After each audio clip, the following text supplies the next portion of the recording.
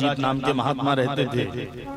उन्होंने सूर्य की बड़ी सुंदर उपासना की थी और सूर्य नारायण भगवान प्रसन्न होकर के उनको एक मणि दिए, जिस मणि का नाम था सिमंतक मणि। सिमंतक मणि को लेकर के सत्राजीत अपने द्वारिका में गले में धारण करके घूम रहे थे। भगवान के द्वारपालों ने आकर के कहा, हे ठाकुर जी, आपकी द्वारिका में लगता है कि साक्षात सूर्य नारायण भगवान प्रकट हो गए हैं। भगवान ने कहा, ये कोई सूर्य नारायण भगवान नहीं, ये तो सत्राजीत महात्मा हैं, जिन्होंने सूर्य की बड़ी कठिन साधना करके उनसे मणि प्राप्त करी है, जो 8 भार सोना रोज देती है। 8 भार सोना का मतलब 8 भर मत समझना, 8 भार का मतलब 2 कुंटल, इतना सोना रोज प्रकट करती है। एक दिन भगवान ने सत्राजीत को बुलाया, कहा, हे महात्मन, यह मणि बड़ी सुंदर है और 2 क्विंटल 8 भार सोना नित्य प्रदान करती है। आपके किस काम का?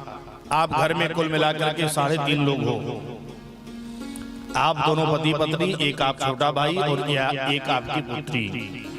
3 लोगों में 3.5 लोगों में इतना सोना होता क्या है? इसलिए आप यह सोना राजा उग्रसेन के खजाने में जमा कर दो, पूरी प्रजा का कल्याण होगा। देखो भाई, ये न्याय की बात है।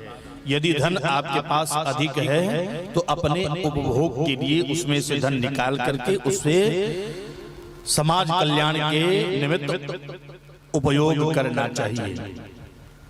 जो आवश्यकता से अधिक धन अपने पास रखता है, सस्तेनः दंडमर्हति, शास्त्रकार कहते हैं वह चोर है और दंड का अधिकारी है। और वैसे ही तो पकड़े जाते हैं तो ईडी का रेट पड़ जाता है।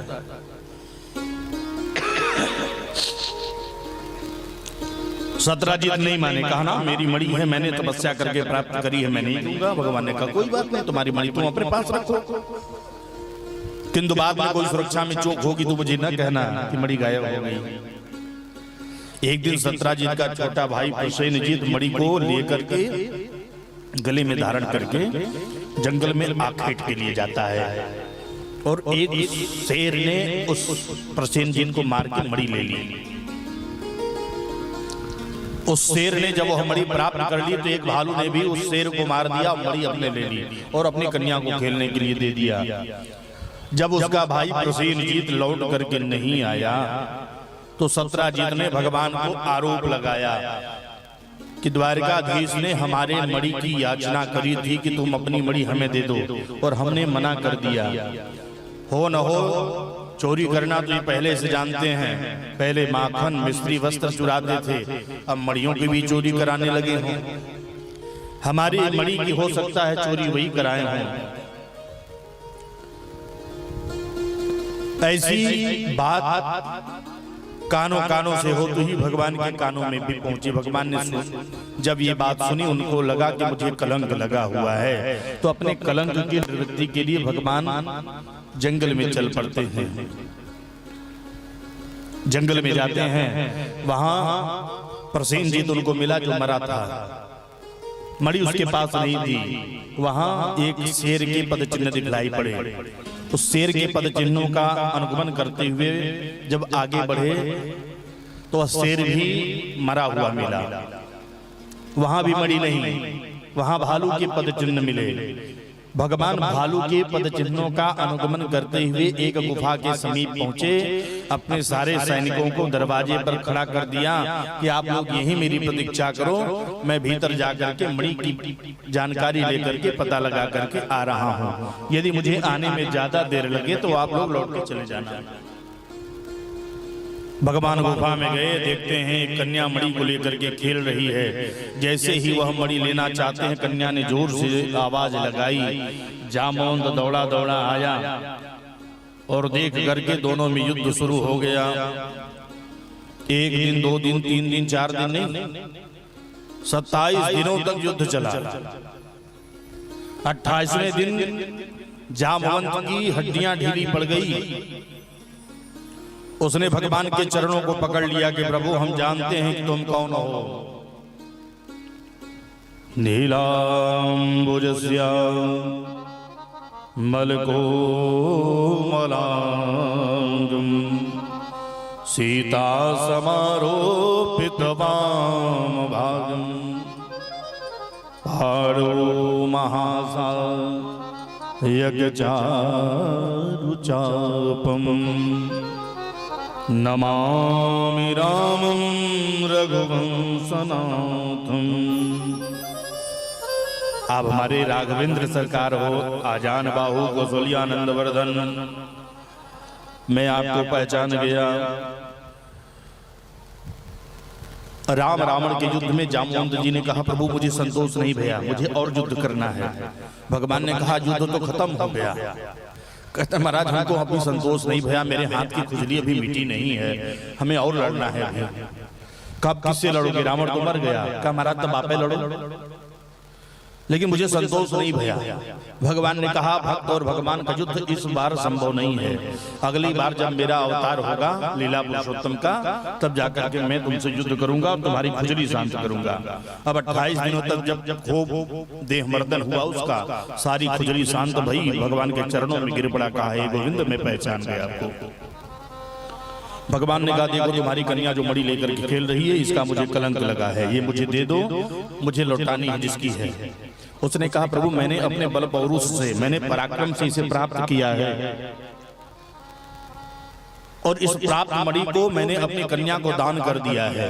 और अपनी कन्या को जो वस्तु दान कर दी जाती है वह कदाचित ली नहीं जाती है। आप कन्या दान में जो दान कर दिए, कल आप लोगों ने बड़े प्रेम से कन्या दान किया, और दूसरे दिन आजो महाराज हमने जो चढ़ाया था उसको दे दो। तो कन्या दान की वस्तु लौटाई नहीं जाती, वो तो दान की वस्तु दान की हो गई। सो जामवंत जी ने कहा मेरी कन्या को जो मैंने दान कर दिया वो उसकी हो गई, अब मैं ले नहीं सकता। फिर एक उपाय है, क्या मेरी कन्या का दान आप ले लो, ये कन्या आपकी हो जाएगी, और इसके साथ ये मणि भी आप रख लो। भगवान ने कहा एवमस्तु।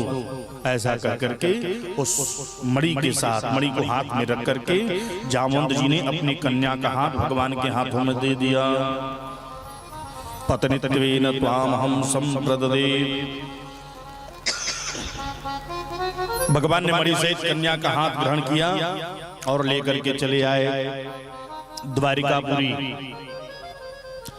एक संत कहते हैं कि भालू की लड़की भालू की ही तरह होगी, तो जामवंत जी की लड़की तो सुंदर तो होगी नहीं, भालू की तरह ही होगी। सो